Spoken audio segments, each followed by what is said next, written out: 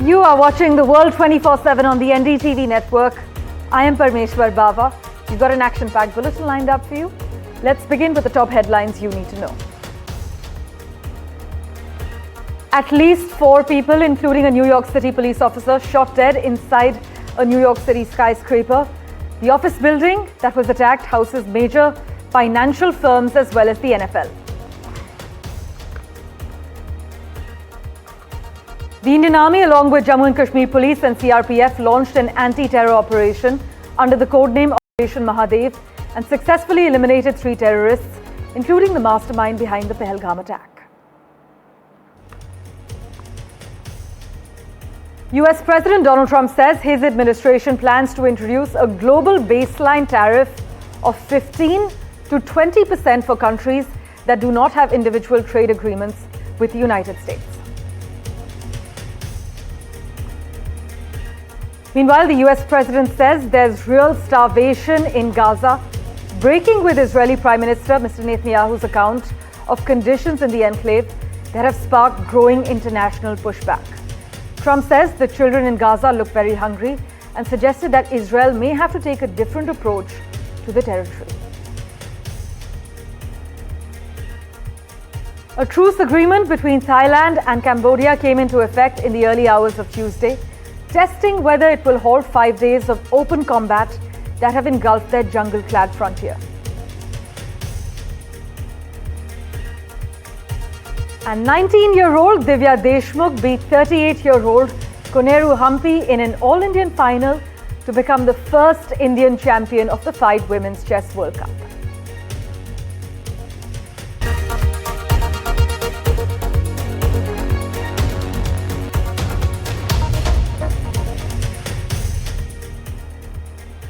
A big focus at the moment, a police officer was fatally shot in a shocking incident unfolding in New York at the moment. A gunman opened fire near a corporate skyscraper on Park Avenue, reportedly killing at least 4, including an NYPD officer. New York City's police commissioner says the scene has been contained and the lone shooter has now been neutralized, but the bomb squad and FBI are currently on the scene. And this building, which was under attack, is actually home to the NFL and Blackstone offices, but currently it remains locked down. Local police now say the scene has been contained while the lone shooter has been neutralized, but we have some crucial reactions lined up for you. A reaction from the eyewitness as well as New York City's mayor. Listen in. I saw personally a guy on the floor. He was laid out. I don't know what happened to him. I don't know if he got shot. But there was a guy laying on the floor. They tried to give him CPR. He didn't get up. They put him in the ambulance. There's some lady, she couldn't stop talking. She said, "Oh, is somebody gunned this and that?" So we asked questions. What was going on? They said somebody was on the floor. Was on the floor. He got messed up. Supposedly he got cut on the neck. They said somebody's inside with a gun. Unfortunately, we had a shooting here where with multiple injuries. The perpetrator, the known perpetrator, is neutralized at this time. Those who are in the building, we're asking you to remain inside as so officers are doing a floor-by-floor search. We believe, again, the perpetrator is neutralized at this time. We're going over to the hospital to speak with the family and loved ones involved in this incident. We did have a shooter with multiple injuries at this time. The perpetrator is neutralized. Meanwhile, a new reality is settling in for the global economy. US President Donald Trump's tariffs are here to stay. In fact, on Monday morning, Trump said the baseline tariff rate for the world will be in the range of 15 to 20%, probably one of those 2 numbers. That statement actually came some 12 hours after Trump announced an agreement with the European Union that would see a 15% tax paid on products brought into the United States from the bloc. The EU, as we reported, also agreed to spend $750 billion on energy purchases from the United States, while also investing an additional $600 billion in the US. Meanwhile, India is exercising caution in its trade negotiations with the United States. This careful approach stems from complications in America's recent agreement with Japan, alongside ongoing difficulties in finalizing deals announced by President Donald Trump with Indonesia and Vietnam. We've also been reporting that US negotiators would actually visit India in the latter half of August. But let's just go across to Rishabh Bhatnagar to figure out what's happening currently. Right, I'm told he's going to be joining us in just a few moments. But India's trade performance, meanwhile, is it likely to suffer in the coming quarters due to this ongoing uncertainty over Trump's tariff policies? Well, that remains to be seen. But US's trade envoy says we need more negotiations before the deal. India's trade policy is currently strongly protectionist, is what some of them argue. But India is exercising caution in its trade negotiations with the US. And this careful approach, as I mentioned, it stems from complications in America's recent agreement with Japan, alongside the difficulties that are unfolding in finalizing deals with Indonesia and Vietnam.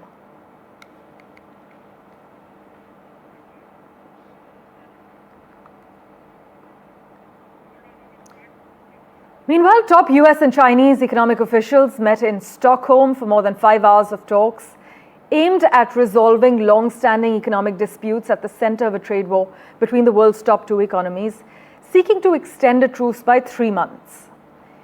US Treasury Secretary, the chief actually, Scott Bessent, was part of a US negotiating team that arrived in Stockholm. The Swedish Prime Minister's office is where this meeting was actually initiated. China's Vice Premier was also seen at the venue as far as video footage is concerned.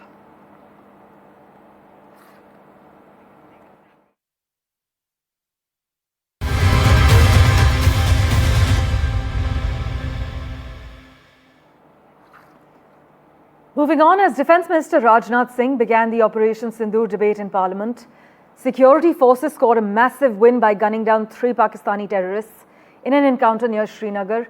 In fact, 2 of them involved in the Pahalgam attack, in which 26 civilians, innocent civilians, were murdered in cold blood. Suleiman Shah, a Lashkar-e-Taiba terrorist, was identified as the mastermind of the 22nd April terror attack that shook the nation. Security sources have confirmed that he was actually among the terrorists killed in the encounter. But the security action, codenamed Operation Mahadev, took place after intelligence inputs and technical surveillance suggested that there was terrorist movement in the area. The operation was jointly carried out by the Indian Army as well as the Jammu and Kashmir police personnel. And during the encounter, the security forces also recovered arms and ammunition from the site where the terrorists were found. You must note that sources say that Operation Mahadev is part of a broader effort to eliminate sleeper cells and terrorists which have infiltrated into the Kashmir Valley.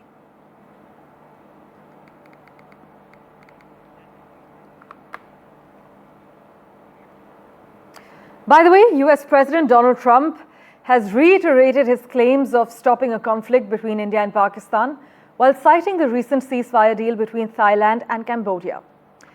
The remark came even as External Affairs Minister Dr. Jaishankar in Parliament said there was no US involvement in the ceasefire between our two countries. Trump, though, said there would be 6 wars going on globally if he wasn't around, adding he also helped end the conflict between India and Pakistan.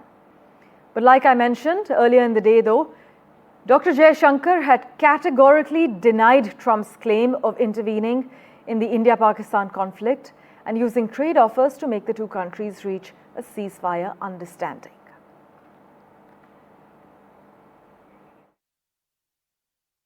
My administration helped broker a full and immediate ceasefire, I think a permanent one, between India and Pakistan, ending a dangerous conflict of 2 nations with lots of nuclear weapons. And we helped also with trade. I said, come on, we're going to do a lot of trade with you guys. Let's stop it. Let's stop it. If you stop it, we're doing trade. If you don't stop it, we're not going to do any trade. People have never really used trade the way I used it. That I can tell you. And all of a sudden they said, I think we're going to stop. At no stage in any conversation with the United States was there any linkage with trade and what was going on. Secondly, there was, please listen. Secondly, there was no call between the Prime Minister and President Trump from the 22nd of April, when President Trump called up to convey his sympathy, and the 17th of June, when he called up Prime Minister in Canada to explain why he could not meet.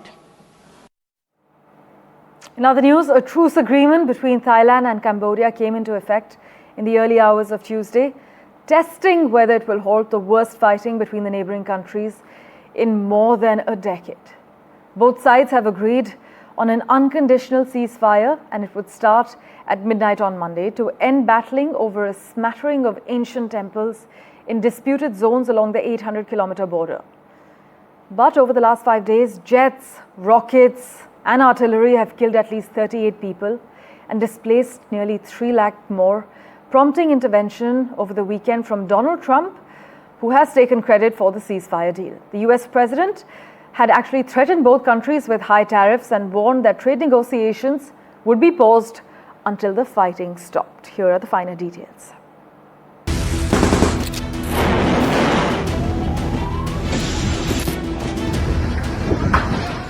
After almost 5 days of deadly clashes along the Thailand-Cambodia border, a fragile calm settles over Southeast Asia as the neighbors agreed to a ceasefire on Monday. At least 34 people were killed in the conflict centered around the cluster of temples on the border. Almost 3 lakh civilians were evacuated. International concern was mounting. The world watched as 2 ASEAN neighbors stood at the brink of war. Then came the breakthrough.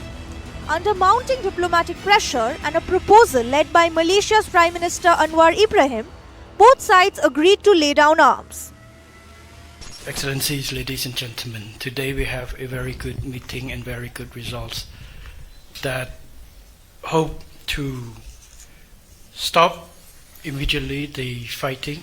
I would like to express my sincere appreciation to Prime Minister Anwar, the government of China, and President Trump for your good view and concern. But as the smoke clears, big questions linger.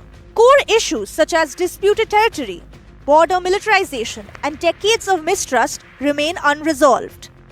And while guns are silent for now, the road to lasting peace is anything but certain. The big question is, will diplomacy hold? Or is this just the eye of a bigger storm? Southeast Asia holds its breath, and the world watches with it. With Vishal Vivek, Bureau Report for NDTV. For a quick update on whether the ceasefire is holding, Amit Khanna joins us live from Bangkok at the moment. Amit, thanks so much for your time. The Thailand and Cambodia ceasefire has come into effect, but opposing military chiefs are also expected to meet today? The ceasefire was announced yesterday, but there has been a allegation of ceasefire violation from the Thai side, and there has been a fierce gun battle till 5 a.m. this morning. Right. Meanwhile, what are you picking up from experts who've been tracking the border dispute? Is this ceasefire likely to hold? No, absolutely. So there have been confirmed reports that now the firing from the both sides have stopped. Okay, right. That is a positive update coming in as far as this border dispute is concerned, because over the last 5 days, 38 people have lost their lives. Some argue that the truce actually reflects the influence of external powers, meanwhile, in Southeast Asia. Amit, thanks so much for joining us. We'll, of course, revert to you for regular updates. US President Donald Trump, meanwhile, says there is real starvation in Gaza, breaking with Israeli Prime Minister Mr. Netanyahu's account of conditions in the enclave that have sparked growing international pushback. Trump says the children in Gaza look very hungry. In fact, if we can just pull out the latest visuals, Trump has also suggested that Israel may have to take a different approach to the territory. Condemnation also grew within Israel, where more prominent figures are speaking out against the military's actions. 2 leading Israeli human rights groups accuse the country of committing genocide.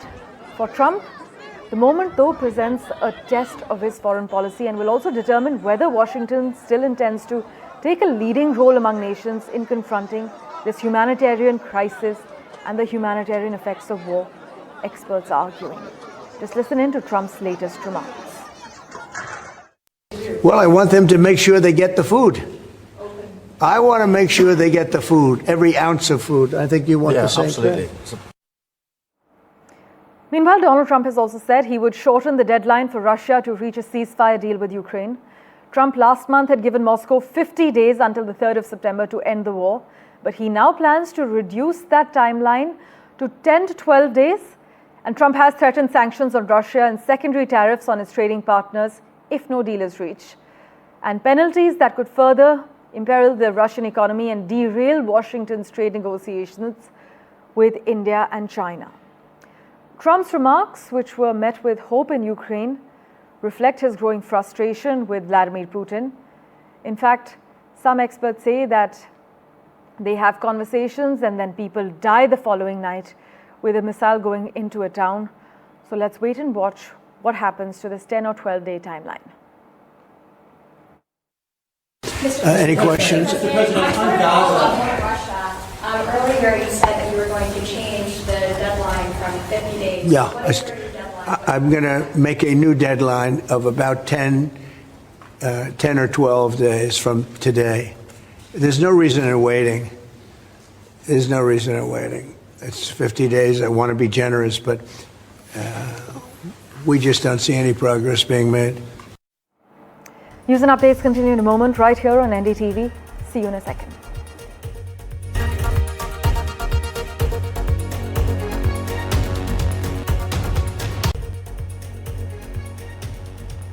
Well, dozens of intense wildfires have swept across parts of Greece and Turkey as sweltering conditions continue to push temperatures well into the triple digits. In Turkey, a rapidly spreading fire forced the evacuation of 3,500 people.